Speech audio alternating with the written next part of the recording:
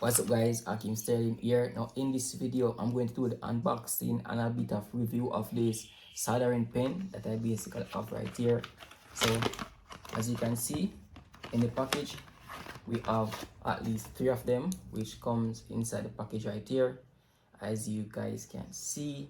So these are really great, especially when you're working on some motherboard and doing some soldering. Basically you have to touch up these on it. This is basically used to clean off the surface area.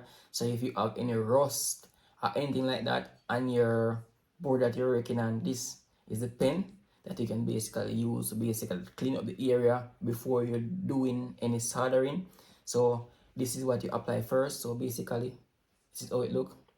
Now for this to basically work, you have to squeeze it like so. Now when you squeeze it, some bit of thing right here inside gonna come down, gonna clean up the area, and this is basically how it work. Now right here, this is where we have some liquid material inside which is gonna come down onto the motherboard. As you can see right there inside, just gonna clean up the area to make it perfect to use when you're doing any soldering.